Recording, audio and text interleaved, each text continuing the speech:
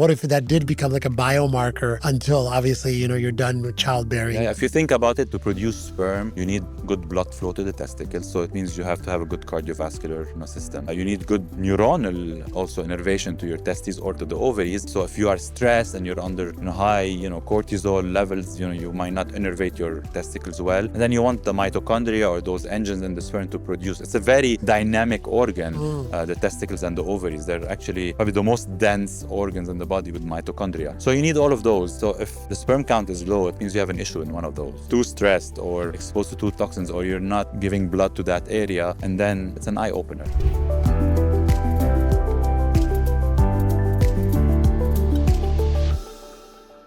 Hello, Dr. Labib. Hello, Dr. Shah. How are you? It's so great to be here with you. Same here. I'm very excited for today's discussion. Thank you. So welcome to Extend. I'm so excited to talk to you because it's a topic that we don't normally address on this podcast, which is fertility and pregnancy.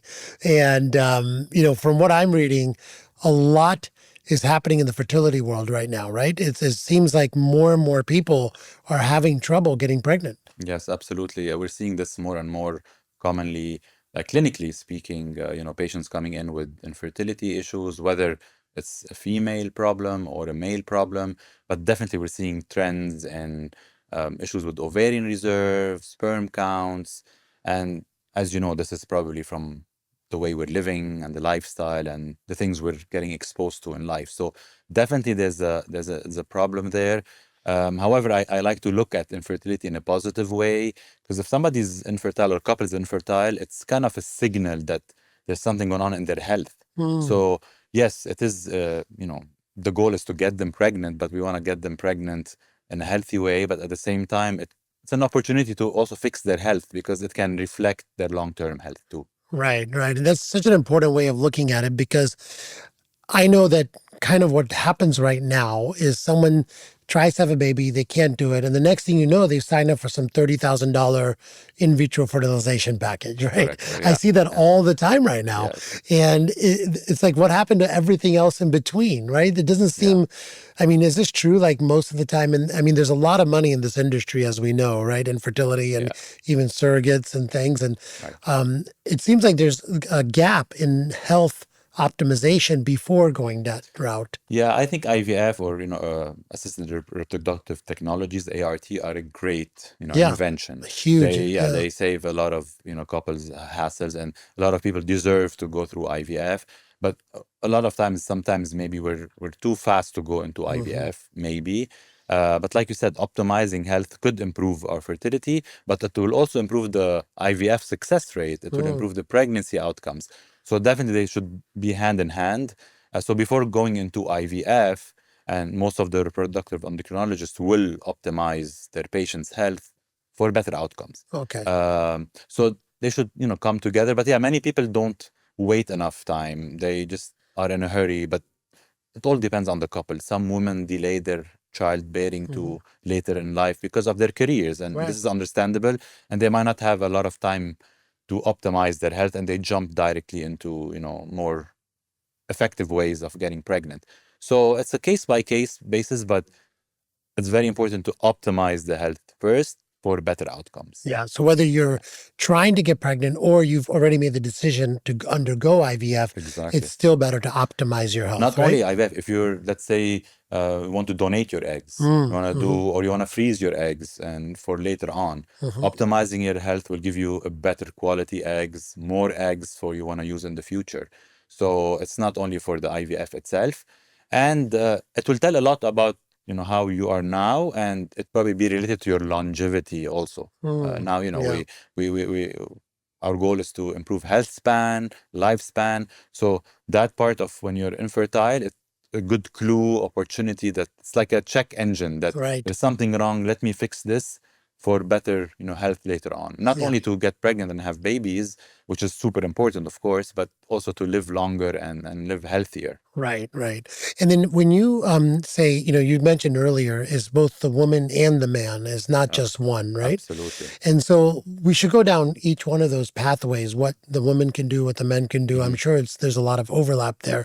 But before we talk about that, if someone is listening to this and they're considering going through IVF, how much time should they spend optimizing their health before they write the check for the IVF treatment? It's a great question. I think it all depends where your baseline is. Mm-hmm.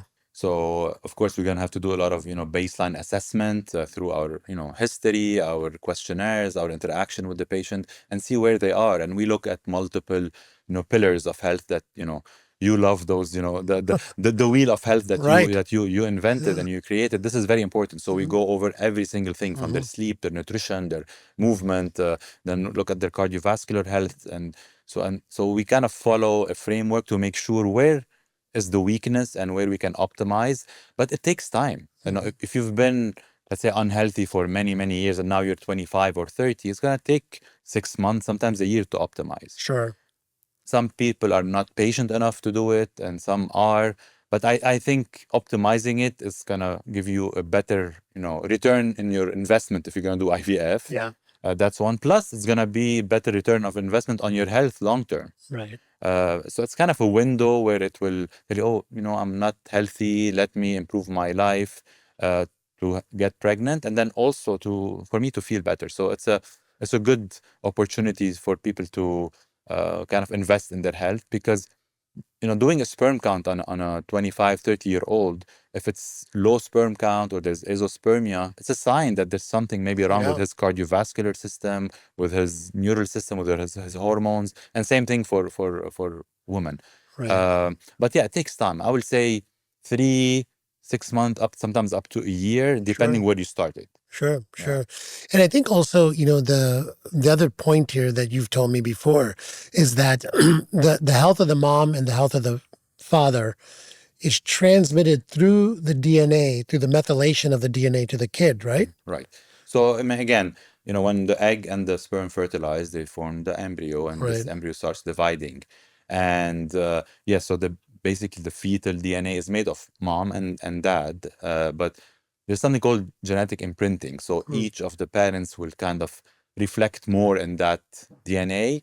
And especially, there's an organ that I love and many people ignore, and we know we throw it away after delivery. It's called the placenta. Yeah. The placenta is such an important organ that I think a lot of time it can give us a lot of clues about what might happen to the pregnancy, what might happen to the health of the fetus as well as the mom.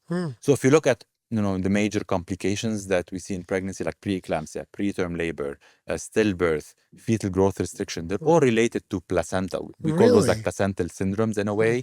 And that can tell us a lot about what could happen to the baby, of course.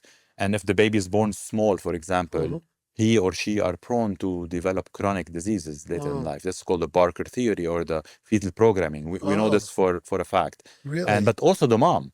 If the mom develops preeclampsia, then she can, have cardiovascular disease later in life. If she develops gestational diabetes, she can have diabetes later in life. So it's a stressor to the mom's body that gives us a lot of clues. And a lot of things are in the placenta. And this organ, I know it's a temporary organ that we, deliver after, what's called the afterbirth, but the placenta is such a powerful marker. I call it a biomarker, honestly, because it will help us a lot decipher like things in the mom's life. But the placenta is made of mom and dad. So also the dad contributes to the placental health in a way. And like I said, there depends on the genetic imprinting, how much his genes are expressing in the placenta, but his health is also important in the pregnancy. Right. So that's why optimizing mom and dad before pregnancy is important. So before a baby is born, is there any way to evaluate the placenta, or is this done after the birth? Yeah, a great question. Unfortunately, we don't have like great tools to evaluate the placenta, but like by using ultrasound, we can assess the shape of the placenta, the thickness of the placenta. We do check blood flow. whether to the uterus itself, and that's one of the markers for preeclampsia, for example. We do sometimes check the blood flow in the cord to see how much the baby is getting, how much resistance there's in the cord. That will tell us about the health of the baby. But we don't have, I mean, of course, you can do very early on biopsies of the placenta, but these are more for genetic testing, like what we call CVS. But there are, certain things that you can look at with ultrasound. And then there are some serum markers. For example, one of the serum markers we use to detect neural tube defects called AFP. If it's elevated, yes, it might tell us there's something in the spine of the baby, but a lot of times there's nothing in the spine. Things look good. So if I have a high AFP level, then I know the placenta is not functioning well. Oh, really? Yes, Okay. it means it's leaky. So those women are more prone to the baby developing growth restrictions. So we follow those pregnancies closer so yes, there are some serum markers, including AFP, that will tell me about the health of the placenta, and then ultrasounds, and then measuring the baby, and then all of those things. But after birth, testing, doing some pathology or some testing on the placenta, on the cord, can give us clue what happens. Were there any blood clots in that placenta that could explain what happened in the pregnancy? Is this routinely done, like the testing of the placenta after the birth, or not? Or do you have to ask for it? Yeah, you have to ask for it. Most of the time in a normal delivery, this placenta is thrown away. Right. But in pregnancies where you had the complication or you had a preterm delivery, yes, we do send the placenta to try to get clues. I think it's important, yes, to send it, get back the pathology, or you do any microbiopsy if there was any infections. But the most important part is sitting with the couple and debriefing after the pregnancy. I think that's what we miss a lot of times. Explaining what happened, of course, to give them support emotionally, because they might have, complications which are not easy, but also give them clues that, listen, your placenta wasn't functioning well. This might be an issue with your cardiovascular system. Continue to monitor things, not just, deliver them and, say goodbye to the next pregnancy. So sending it is one thing, but following, and I call it the debrief of the pregnancy, which unfortunately, and I'm guilty also, we don't have time to spend postpartum with patients. And I think we need to put a lot of effort in that, not just one visit, multiple visits, have a follow-up, because I think that could reflect a lot about, our health, next pregnancy, next generation's health, and longevity. I like to call, I have this saying called longevity starts in the womb, because it tells me about the mom and the baby, and whatever the mom is doing in her pregnancy, whether she developed hypertension, the baby can have long-term sequelae. So longevity should not start at 50. We should start way early in our teens, and maybe even in utero or in the womb. Right. No, that makes total sense. Yeah. So if you're a couple and you're delivering a baby, you have options now to either save the cord blood, the cord, and the placenta, right? You can do all three of those. Correct. And I know it's expensive to do this, but it's more expensive the more you're kind of refrigerating and putting away, right? Correct. What do you think is the utility of saving these organs? There's a big debate about this topic. Now I know there's a huge market for stem cells that are extracted from cord, from mesenchymal cells, or what we call the Wharton's jelly. They used to, do it from the cord blood, but now we know you can get more cells from mesenchymal cells and stuff. Again, today we don't have a lot of diseases that we can treat with those stem cells. So, following the evidence and the guidelines, it's not something that, we push for, or we're not supposed to push for, unless the couple wants to do it as a safety banking. But today, it's not something that we would, recommend every couple to do it. Yes, if they want to do it, there are options. There are public banks, there are private banks. Again, it's their health, it's their organ, basically. So they're free to do whatever they want. But following guidelines, we should not be pushing people do it. Right. Unless you have a very strong family history of a certain, like Fanconi's anemia, or a lot of, cancers in the family that potentially those stem cells could treat in the future. What type of cancers? Usually like bloodborne, right? These are the most ones. So if you have a strong family history of that, maybe do it as a safety net. Yes. But, otherwise see a lot of utility there, right? A lot of people do it, yes, and they're free to do it, but medically speaking, evidence-based, we should not, push people, Right, to, right. to do it. No, Yeah, I know OB-GYNs don't normally yeah, push people to do it. I think people are yeah. mainly asking for it. Yeah, And exactly. I mean, and it's nice to know what's out there, yeah, and then weigh your options. But yeah, we should not be pushing today. Maybe in a year or two, when we do another podcast, I might tell you, listen, bank your, bank your sales. And I get this question all the time. If they ask me, I tell them what the evidence is, and they will pick and choose what they want. right, right. Yeah, I think there's this thought out there that maybe one day the stem cells will be useful. So right. to your point with the blood cancers, sometimes people have to have treatment for blood cancer using radiation therapy, Yeah, chemotherapy, and then it basically eliminates their blood cells that are cancerous from their body. And then those stem cells can then be used to exactly. replace those, right? And so Right, if you right. have them banked, you're lucky. Otherwise, you have to go on a big search for someone that has Exactly. Matching. matching Yeah, yeah, stem yeah, cells to yeah, you, yeah, which is a yeah. huge other industry, right? But Exactly. that's the only, to my knowledge, that's the only real current use of those bank stem cells. Is that Today, correct? yes, Yeah. yes, but as you know, also, people are using stem cells for other things, for Right. wellness, longevity, and Yeah. other things, which also, as we're learning every day more and more, like how effective they are, how safe they are, who are the candidates, where to inject them, how to inject them, how much to inject them. Yes. So you're more of an expert in those, but as far as those fetal cells, yes, of course, they are. In their infancy still, they have a good potential to differentiate into better cells. So the theory is beautiful, but I think the application is still a bit Yeah, early. there's still a lot Yeah, of research that yeah, needs to be done. The way I look at it personally is that, a lot of people right now are injecting stem cells, and they're either taking their old stem cells from their fat or their bone marrow and right. injecting it, or they are getting mesenchymal Mesenchymal cells cells. from donated umbilical Of course. cords from babies, right? And so these are Exactly. someone else's cells. Obviously, there's a lot of testing that happens to make sure they're disease-free, et Absolutely. Yeah. cetera. Yeah. But there's also this is not your DNA. So there's this theory of chimerism that can happen. Like you get Yes. someone else's DNA in your DNA, Exactly. but no one knows. I mean, there's so much more research that needs to be done, right? I But know. Yeah, that's why it's so yeah, regulated in right. multiple places in the world. In the U.S., just few states have strict regulations and indications when to use it, how to inject it, whether locally or systemically. Systemically, right? Yeah, I mean, it's a very interesting field. I'm trying to learn more and more every day in it, because I think it has a huge potential Right. to help people feel better and treat a lot of diseases. Yeah, I always Yeah. think that, back when I was born, many years ago, this was not even an option to save Yeah. your stem cells. So Right. I always imagine that if my stem cells are saved somewhere, maybe now if I'm doing stem cells for wellness, or I need an injection in my knee or my shoulder, I would just go to the bank and say, hey, I need some of my stem cells now. They Yeah. can be taken out of the bank. Yeah. Maybe they're multiplied.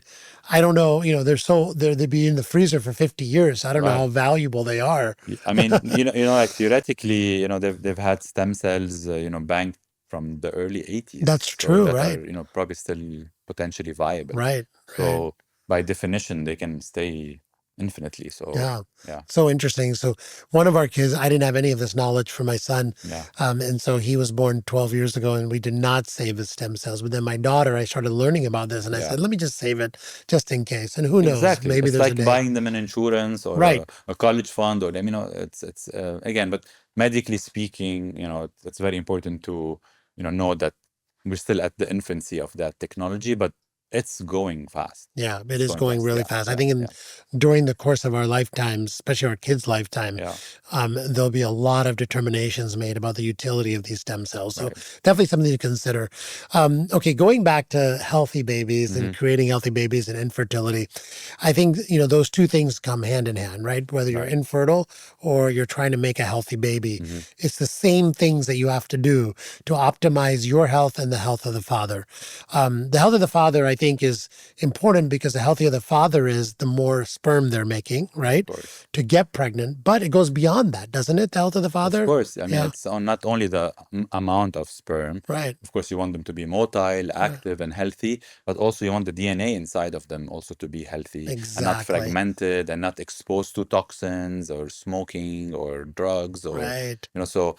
And even like we always talk about, like stressful life, lack of sleep, our exposures, our daily exposures these are all play a role in our health. So a Yes. sperm analysis actually is not a bad test to do to kind of know what's happening in your health. So Right. even a 25, 30-year-old, um, he can do a sperm test, and it will tell you. It's one of the vital signs, let's say. It's like, a period with, adolescent girls. It tell us a lot about their, endocrine life, about their fertility.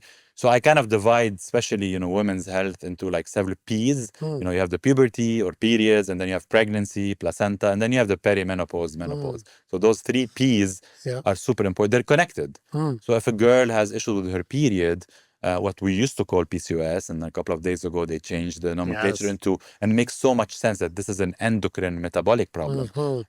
It tells us a lot about her fertility, what's going to happen with her fertility. Her fertility will tell us about her long-term health, how she goes through menopause, also tell us about her, chronic diseases. And so they're all related. Yes. So we should not ignore, a girl that's having painful periods, irregular periods. They tell us a lot about her hormones. Maybe she's having, stressful things in college and school. She's not sleeping well. She's not eating healthy. So it's a continuum of things. And same thing for men. Yeah. Okay, yeah, we don't have the periods and stuff, but again, we have to assess men, their sperm count, their blood pressure, their weight. So all of those play a role, absolutely. Yeah. And I think, like you mentioned, like stress plays a huge role in not just in the number and quality of your sperm, but also in what switches are turned on and off in the DNA that is then put into the sperm, right? Yes. So I think the sperm, how many months does sperm last? Well, the sperm can last up to like 3 months. 3 months, Yeah, right? and then every like 120 days or so, it can replenish. But like I said, definitely the what we call epigenetics, Right. because we have certain genes that are expressing, but depends what we give them as information, they will kind of express those proteins or those RNAs prior to the protein. Depends on our exposure. Right. So epigenetics play a role, and then eventually the day the fertilization happens, it depends on what sperm fertilizes what egg. Right. You will get those Yeah. those things that will either get you pregnant, and if it gets you pregnant, the pregnancy itself. Exactly. Yeah. So I think, the important point is like the sperm lasts 3 months. So for at least 3 months, you should be healthy before you're trying to get pregnant, but hopefully even longer than that, right? And so what switches are turned on and off of the DNA depends on, like you said, what are you exposed to? Are you exposed to a lot of stress? Are you exposed to metabolic disease? Are you exposed to toxins, like even smoking and alcohol, right? Absolutely. So, women pretty much automatically they have an intuition to not drink as they're trying to get pregnant for the most part, right? But I think men almost drink more sometimes. Yes. Look, I'm having twins, for example. Exactly. Yeah. I think there's this thing when we are maybe a bit, young, and you feel nothing's gonna happen to me. It's okay if I smoke. The mom is carrying the pregnancy, and she has to be healthy. I don't need to be healthy, and it's absolutely wrong. Because yes, prior to the pregnancy, you're contributing half of the DNA. Right. So that's going to play a huge role. But then also you want to be in a good shape when you're living with someone, for you to be a role model, and then also to take care of your kids when they grow up. So yeah, it has to be both ways. And like you're mentioning, like moms automatically stop smoking or drinking, and that's intuition, but this is also biology. Right. They will start not liking the smell of smoke or the smell. So it's kind of a defense mechanism where their body's telling them stay away from those things. Right. But we also know that some men also actually develop symptoms of pregnancy. It's called Kuvad syndrome, where they will, gain weight, they will get nauseated. Actually, there are reports of men having contractions, close to the labor time. So, and it can tell you there's so much like a relation between the couples that whatever she's feeling could reflect on the other person. Yeah. So you mentioned getting a sperm test done. I think these are available now on the internet, right? Where you can just order a at-home test kit. At-home testing. Yes. It's not as complicated anymore, right? It's not complicated. Yeah. They will send you the kit, depending. There's multiple ways. They will send you the kit. You will, produce the sperm, put it back into that kit with the return label, and they will send you in few days. They will send you the results. And there are actually other smaller devices where you can do the test at home. Yes. You just plug it into a certain really? thing, and from your phone you can see your sperm, and then it'll give you kind of a count. And Oh, so yeah, it wow. depends. And then some labs go a little bit further. They give you maybe more fragmentation percentage, and then they can even bank or like freeze your Yeah. sperm if you want automatically. So there's multiple ways of doing it. So it's an easy test. It's not complicated. Right. Yeah. Right. It's Yeah. all available Yeah. now direct to your Yeah. home. It makes more sense to, produce Yeah. the sperm at home than going to a lab. It's not Right. easy. So we tell all the men out there that, it could be one of their annual checkups. Yeah. Maybe starting at the age of 30 or 35. I mean, Yeah. there's no recommendations. I'm not putting out recommendations, but it makes sense maybe at 30, 35, because that's where we're seeing the numbers drop.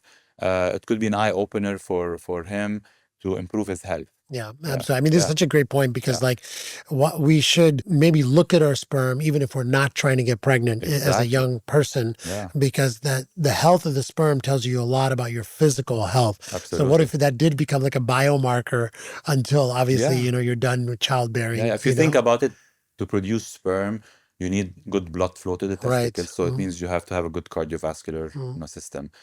You need good neuronal also innervation to your testes, or also in the female to the ovaries.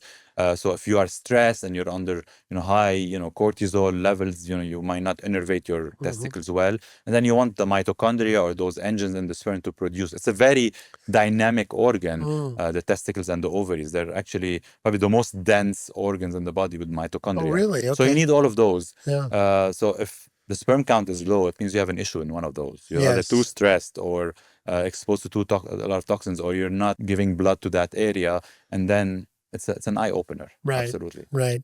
One other thing I think about a lot too for men, is health especially, is that a lot of men now are doing testosterone replacement therapy, and they're also waiting until later in life to get have babies and get pregnant, right? And so we see a lot of men that are already doing testosterone replacement therapy.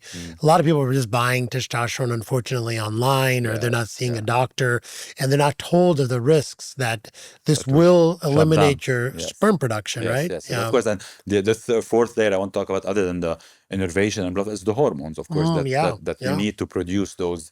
And testosterone is one of the most important hormones in men. And if you take testosterone like exogenously, like from the outside, without, of course, any guidance from a physician, you might overdose on that. It's going to shut down your own testosterone production and sperm production. Right. It's usually reversible, but still, it can take 6 months to a year to reverse sometimes. I've seen that happen. There are other ways of increasing your testosterone with other medications, either naturally, but going to the gym, lifting weights, sleeping well will raise your testosterone. Yes, for sure. So you don't always have to take TRT. Right. I like how we move from women to men. I know. But they're connected. They're so connected. They're so connected, yeah. Right. So, and even testosterone now, I know it can be given in different routes. Like nasally, it will affect your sperm less than if it's given IM or through pellets. So yes, you could benefit from it, but if fertility is a priority in your life, then you have to be careful with TRT, and you'll see a TRT specialist, a hormone specialist that will take care of that problem for you. And I also, I recommend to a lot of young people that are wanting to do TRT, like bank your sperm as well, right? That's a great idea. Test and bank your sperm. Yeah. Like you mentioned, some of these companies that do the testing, they will bank it too. And so it's always good to have that just as a backup, right? Why not? Yeah. Because, you never know what could happen later in your life. The sperm can drop. Right. And then, of course, if you're not feeling well and you're tired and your testosterone is low, first try to find the cause. Yes. And then if you want to replace it, it's going to improve a lot your life. And then you have banked sperm. So it's a good idea, I think, to think about it that way. And then also, I think men, if you're wanting to have children in the future and your testosterone is low and you've tried everything, and it's just not getting to where you want it to be. And clomiphene is probably a really good choice because this pushes your natural production of testosterone. And does it help with sperm production too? It could help with sperm production, and also it's used in women also to help them, with ovulation. So that's one of the things. If you want to improve your sperm count or your testosterone levels without affecting your sperm count, clomiphene is one. ACG also is another one. Injections or a combination of those. It will raise a little bit your testosterone without affecting your sperm count. Got it. That's one option. But of course, TRT is way better to, optimize Yeah. your testosterone level, but it has that, side effect. Right. Yeah, Absolutely. yeah. Okay. And then I know some people that when they're on TRT and they come off of it, they sometimes take HCG and enclomiphene to To improve. push their testosterone and their sperm production again. Exactly. It's something you really got to work with a skilled hormone replacement Yes, doctor. so if you're this, I think doing this is the message. Don't just, go buy Yeah. testosterone injected, because Yeah. plus, you have to, like we said, like optimize the other parts of your health. You have to be on certain supplements so that the testosterone will work. Make sure you're not inflamed, because I see a lot of people, even women, they go on HRT, or men on testosterone, they're inflamed. They have Yeah. gut issues. It's Yeah. not going to work. Right. I mean, it might Right. work for a short period of time and then they're going to crash again. Yeah. So going back to the basics, to the wheel, is so important, Yeah. like in anything you do. Yeah. It's all interrelated. Yeah, absolutely. I always think about when I was in high school. I can say this now because it's been such a long time, but I'm such an idiot. I Yeah. remember I bought testosterone at the gym, and Wow. someone Yeah. gave it to me in a vial. I had no Yeah. idea what it was. Yeah. I had no idea what the dose was. I injected it. It's such a dumb thing to do, to just buy it at the gym or buy it online without the medical care with someone that knows, not just giving you advice on the testosterone, but also knows your overall health. I think that's so important because it's so, like you said, it's interrelated to everything, right? And we're seeing now this more with, peptides now, people are getting it from, gray markets, from gyms. Yeah. I mean, I have nothing against, coaches, and a lot of them are very knowledgeable in the, physical conditioning of people and athletes. But when it comes to, peptides, you have to be, kind of have some medical background, know, how those peptides or anything you're injecting in your body, how it works, Right. pros and cons. Are there any human studies? So I think always, consult with physicians. I think this bypassing physicians today has become kind of fashionable. Yeah. Yes, people have to be their own, and I think you say this a lot, your own CO, CEO of your health. Yes, no question. And if you're not satisfied with what your physician is telling you, go find someone else. But always, get tested, make sure what you're taking has, benefits, not, drawbacks. But yeah, I think start with the basics and then you add those things as a second layer. Yeah, for sure. Yeah. And then can I ask you too, just to kind of tie a bow around this topic around men and their role in pregnancy? Obviously, they want to be as healthy as possible. One of the things that I've been reading a lot about now too is like the use of GLP-1s in getting healthy, both for men and women. And, there's this whole thing about Ozempic babies now, where women are getting pregnant after they take Ozempic. And I think there's also a similar effect, like men are becoming more fertile with taking Ozempic too, I'm right? sure. Or any GLP-1. Yeah. And how closely related is your metabolic health and your ability to achieve a pregnancy? It is so related. I mean, and having insulin resistance or full-blown diabetes is going to affect your cardiovascular health. It's going to affect, your sperm production, your hormone production. So definitely by lowering, your weight by itself and decreasing the amount of fat, whether it's, fat that you see or visceral fat, which is more important, Right. you're going to improve your metabolic health, and therefore you're going to produce more sperm. And we come back to the same idea that it's a vital sign. Yeah. And that's why we're getting those Ozempic babies, because women that, let's say, have the, POMS or previously PCOS, when they go on it, they're going to lose some weight, they're going to decrease inflammation, all their inflammatory markers will improve, they will start ovulating. Right. So very important metabolically. Those drugs are great, but they're not for everyone. Yeah. So if you're infertile, don't go take GLP-1. You're not gonna get pregnant based on that. You have to have, insulin resistance or diabetes or something causing that infertility, because there's many causes of infertility. Sure. But yeah, I think these drugs are a good tool to help this patient optimize the health before they get pregnant. We still don't know a lot about the use in pregnancy. Of course, there are reports of women, or mostly women, getting pregnant while they were taking it, what we call Ozempic babies. So far, we haven't seen any teratogenicity from those, or cause of malformations in the baby. Of course, we stop it once we know they're pregnant. Ideally, we like to stop it 8 weeks before a pregnancy. That's what the label says. But probably nothing bad will happen if you get pregnant on a GLP-1. But yeah, it's not a drug to be used in pregnancy. Got it. Um, So a lot of women are concerned about weight gain during pregnancy. I mean, you're supposed to gain weight during pregnancy. yes, Do not take a GLP-1 because of that's that. the other also thing, that even during pregnancy, we should keep an eye on the metabolic health of women. Sure. Yeah. Even now, a lot of these women that are at very high risk of developing, let's say, gestation diabetes, they're already like overweight. They've had a previous baby that was huge and they had gestation diabetes. We start telling them, even put CGMs, continuous growth, early on in the pregnancy to work on their diet. Ideally, we like to do it before, but now we even sometimes tell them to do it early in the pregnancy to kind of adjust their diet so that they will gain weight, but in a healthy way. Right. So that they'll be able to lose it, because too much fat that's not needed will cause inflammation. Inflammation will increase the markers of inflammation that will go through the placenta. The placenta is kind of a gatekeeper, but it can do so much. It can filtrate so much toxins that sometimes it gets overloaded. Gets overwhelmed. So yeah, very important to see where the person started as far as their weight is concerned. There are guidelines to know how many pounds to gain through every trimester or total of a pregnancy. But I think educating women about nutrition, and then maybe showing them data like CGMs or other device wearables that are out there could be a good tool to, and give them an incentive to improve their health. Yeah. I think what you're trying to say is that that you're supposed to gain weight during pregnancy, but you want to gain the right type of weight. Exactly. You don't want it to be inflammatory visceral, lot of inflammatory visceral fat that then creates more consequences to the baby. But also, you don't want to screw up your metabolic health too while you're. I mean, if you look at all the complications of pregnancy, preeclampsia, preterm labor, stillbirth, there's an inflammatory marker going on right there, because women that develop, say, gestation diabetes, they're more prone to develop at the end of the pregnancy, for example, preeclampsia, which is high blood pressure. So, and then the women that develop preeclampsia are more prone to have a smaller baby, what we call FGR. Sometimes actually we detect FGR early on, let's say at 32 weeks, and then those women will develop preeclampsia or high blood pressure. So all these are interrelated, and I think a lot of it is related to inflammation.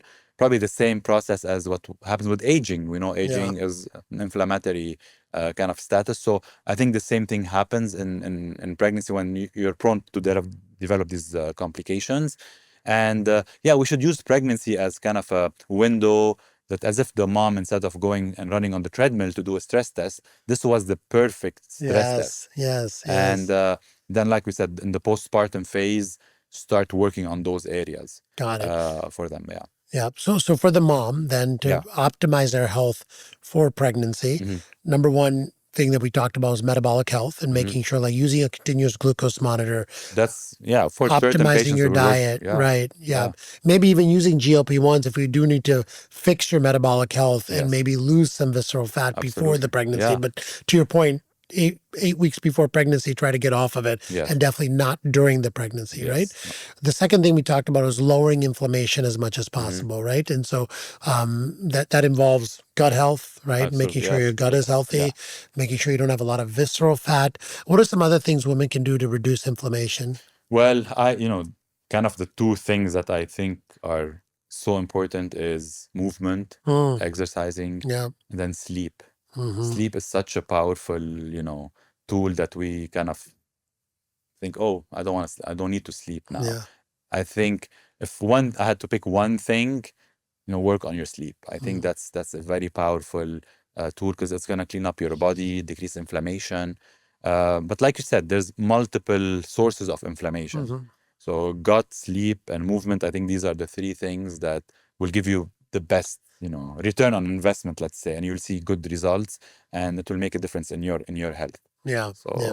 But and then of course we have to make sure the nutrients are good. Their vitamin D, for example, there's a lot of data on vitamin D now, and then pregnancy outcomes. Make sure that iron levels are good, because they consume a lot of iron. You need to give the baby iron, the placenta, your own blood needs iron. So those are very important to optimize before the pregnancy. And then, of course, making sure the reproductive organs are healthy. Right. Their uterus there's no, adenomyosis, like endometriosis, any polyps, any septums. So we have to make sure that where the baby is going to be sitting is also, in good health. Yes. Whatever the baby is getting, like, the placenta should be in good health, therefore mom and dad. And then throughout the pregnancy, get the prenatal care that's important to you, Right. and monitor things, and keep doing what you were doing before the pregnancy and the pregnancy. Right. Exercising, continue exercising in pregnancy. Do not stop. Try to sleep as much as possible throughout pregnancy also. So anything you were doing before, continue to do it, and try to do it in a better way, of course, during the pregnancy. Yeah. And then the other thing I wanted to also mention here is that women should also be, you mentioned some supplements. One of the ones that they're all told to take is folate, right? Yes. What can you, I know there's some debate around the folate. Can you talk about it? There's a huge debate. There's a huge debate. Okay, like if you want to dissect the literature and be, an evidence-based, physician, today, folic acid, which is the synthetic form, which eventually, your body will change into folate, is the one proven by studies, by huge epidemiologic studies, that it will decrease the risk of neural tube defects. Right. So we should still give folic acid. Yes, there are women that have some mutations in the gene called MTHFR, where they will not kind of, convert it to the folate or the active form, they will directly take folate. I don't think there's anything bad about it. But again, there's no studies done on folate to decrease neural tube defects. Right. So a lot of times, I get patients that ask me, I say, take folic acid 3 months before the pregnancy. If they have the MTHFR mutation, we might add the folate form. So you could take both. Yes. Right. During pregnancy, if they, want to continue it. But the important part of folic acid and what it does is actually, even before you find out you're pregnant, the neural tube is starting to form. So once you discover you're pregnant and you're like few weeks, then the work of folic acid stops there, because the neural tube have. So maybe women that have MTHFR mutation, they will benefit from folate throughout the pregnancy. We don't know. It doesn't hurt. It's a water-soluble vitamin. It's a B9, and it's a B9, I call it. So it's right in the gray zone, but if we want to follow the guidelines still, folic acid is the way to go. I know a lot of people will not like what I say now, but a lot of times I give both, honestly, so that, we bypass if there's any obstruction in that mutation. But today, folic acid is still what the American College of OB-GYN recommends, and most of our societies. But folate is not out. I still think it's okay to take it. And then, of course, it depends on each patient. Right. Okay. Thank you for breaking that down for us and what you recommend. And then, there's this marker that a lot of people that are trying to get pregnant are checking called AMH. Can you tell us what that is and the utility of that and how women should think through that? Yeah. So first of all, your anti-Mullerian hormone is one of the markers we use to tell us about ovarian reserve, or how much reserve they have. One, it doesn't tell us about the quality of your eggs. So this is very important. Second, it doesn't tell us what are your chances of getting pregnancy. If you check an AMH and it's low, it doesn't mean you're not going to get pregnant. So this is so important. I get so many patients coming in crying, my AMH is so low, and then few months later they're pregnant with twins. I've seen this so many times. So AMH doesn't mean you're not going to get pregnant. AMH is one of the markers used to tell us about your ovarian reserve. It's very helpful if you're going to go through IVF, for the physicians to know how to stimulate your ovaries. You might need more stimulation when your AMH is low. So it's not a standalone marker. You have to combine it with other markers, your ultrasound, your egg count, your FSH day 2. And then, of course, your overall health is, and your age is actually probably the best marker for fertility. We know that. But AMH is a good marker, but it doesn't tell us the whole story. Got it. So very important, don't freak out when your AMH is low, and it's not the only marker. Got it. And I think AMH is a good number to follow as you're trying to improve your chances of having a healthy baby. So maybe it's something you can follow along as absolutely. your metabolic it health might is be getting better. like a clue that, maybe my ovarian reserve is low. Let me work out and I've seen so many patients coming back 3 to 6 months later after optimizing their sleep, their exercise, their diet, their AMH goes up. And they're happy. And yes, it's a perfect marker to give us incentive to work, but it's not the whole picture. So it's not the whole picture. I think people are afraid of AMH, and Yeah. they worry a lot about it. Well, to your point, I Yeah, think a lot of people get the marker done. If it's low, they think, "No, I'm screwed. I'm not going to get pregnant," exactly. and it's not true, right? Yeah, yeah, It's yeah, not yeah, yeah, true. yeah. So And so you mentioned some other markers. You said AMH, ultrasound of your ovary to right, check the number of the under eggs. eggs, And exactly. how do you check the quality of the eggs? You cannot check the quality of eggs. It's Yeah, based on your age, so that's right. probably the strongest marker. Of course, the older the person is, the quality of the eggs and the DNA fragmentation is going to be higher, Mm, and the risk of what we call aneuploidy in those eggs are going yeah, to be less. That's, we cannot change it, but we can delay it as much as possible by optimizing our health. right, And I think by the time you will improve your ovarian reserve. But actually, this is so important too, not only to get pregnant,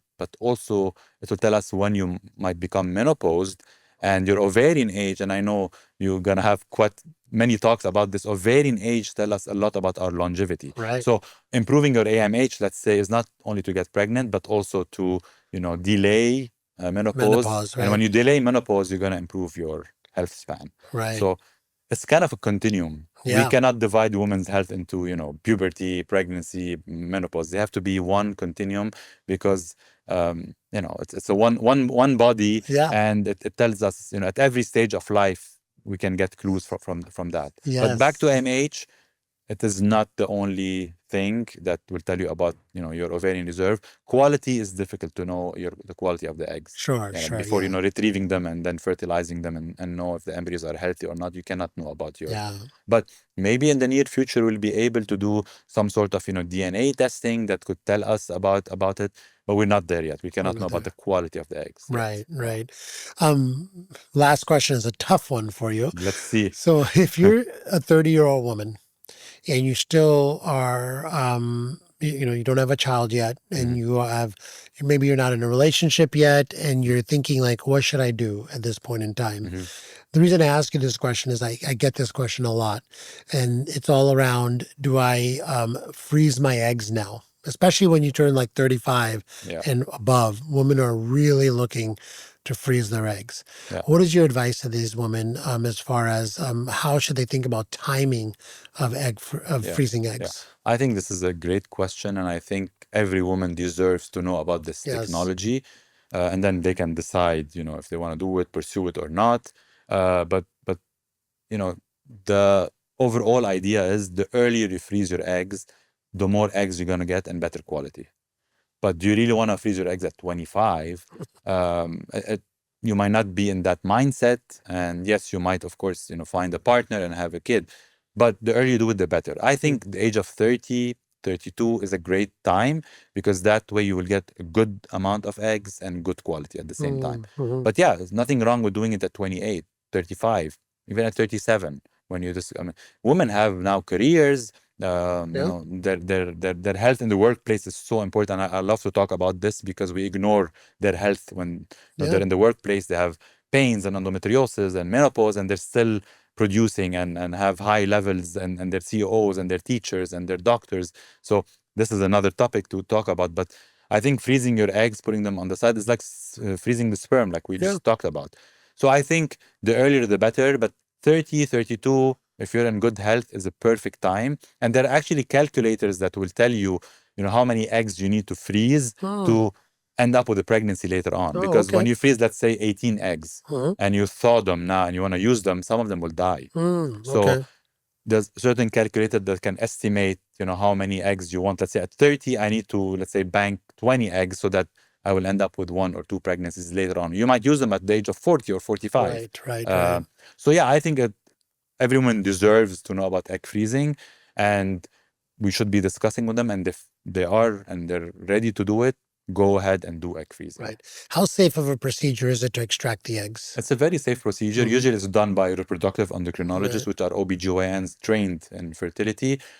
They take, some, stimulation hormones or injections for, a week or 10 days, and then they get that very easy procedure that's done, kind of similar to the first part of an IVF. Right. And then that's it. I mean, the recovery is fast. The complications are very minimal. So yeah, I mean, I definitely open up the subject and talk to my patients about it. But some don't want to do it, some want to do it. Yep. Um, But And yeah, it's it's a good thing. the procedure, just so people know that are listening to this podcast, if you're curious, it's an ultrasound guided, and you just put a needle in the ovary Yes, and remove it using an ultrasound. And correct, you're not correct. asleep for it. It's done under You're a bit local, sedated. you're Yes, you're sedated, sedated. okay, Yes, and of local course. anesthesia. Local anesthesia, and It's you're sedated. 30 It's a minutes or so, an hour, much less, much much less. less. So it's Yeah, just yeah, yeah. quick procedure. The longer process takes is to prepare the ovaries, to stimulate them, Yeah, and then you can extract those eggs through that minor egg retrieval process, which right. is quick and easy. And the stimulation of the ovaries is done by taking like oral enclomiphene Usually, or you're given injections, injection. Okay, injectables, stimulation drugs like ACG and FSH, got because it. that way it will produce more eggs so that they can extract them. But I thought But you're those are done like I said, by a reproductive endocrinologist, right. and like it's a very easy procedure. Got it. Yeah, yeah. And when you say make more eggs, you're talking about stimulating the eggs, The because ovaries. Yeah, the ovaries, yeah, right, to release the eggs, right? right. Because you're born with a certain number of You're eggs. born with them, and then you just make them grow to a Got it. stage, and then of course, whenever you do that, usually in a normal cycle, you ovulate from one, Yes. sometimes two, and you get twins. But when you have multiple eggs that are stimulated, then they kind of reach the same stage, and then the doctor will decide based on their size when to extract them. So they are in a good phase of the egg. Makes sense. Yeah, yeah, yeah. Very It's of course it's a science by itself. Yeah. But it's a bit expensive to do the procedure, but it might be worth for certain people depending on their life stage and life career and decisions. Very good. Yeah. Well, Dr. Labib, it's been such an amazing, Thank you so much for amazing having time me. talking to you here. And I mean, you have such an incredible career. You're the residency director now, right? Is that? Yes, yes, Yeah. yes. At which hospital? At Broward Health. Uh-huh. Yeah, we have a new OB-GYN residency, so I'm excited about that. Teaching residents is such a passion for me. So I always love to do that because whoever taught us medicine, it's our mission to teach back the new generation. Right. And I see so many things now changing in medicine, whether how we look at things, how we treat things, even also like the business part of medicine, which no one taught us about. I think my goal is to kind of put this in the minds of the new generation of physicians, because things are changing today. So yeah, thank you for having me. I think I'm so excited, to be on the podcast, and it was such a short. I think I don't know how long we talked, but I felt it felt so short. I know. I feel like I could talk to you for hours and hours Me about this, too. but I did want to give my listeners, because this is a frequently asked about topic, and I did want to give my listeners some information coming from you, because you are bringing together these two worlds of like longevity and functional medicine with OB-GYN and bringing it together, which is how I wish everything was taught in medicine, right? Yeah. Because I think the longevity, functional medicine, whatever you want to call it, root cause medicine, and I know there's a lot of things out there, but it makes so much sense to add to any specialty. Exactly. Whether you're a surgeon, an OB-GYN, a dermatologist, a radiologist, I mean, everybody should know those things. And I think combining them is such a powerful tool that can make patients more powerful and their health better. Right. And that's our goal at the end. Right. Yeah.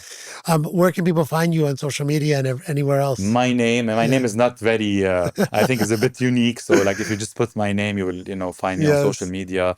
I'll be more than happy to answer, questions. And there's also my email and contact information on that. So again, I thank you so much for this opportunity. Thank you so much. And hopefully we'll have, part 2 and part 3. Let's keep doing it. And then, I can't wait. And then also thank you for what you're doing in the space, and like, relaying those messages to people, and all what you're doing on social media, on the website, even at Next Health. I see so much difference, and you're making difference in people's lives. Thank you. I appreciate that. Thank you.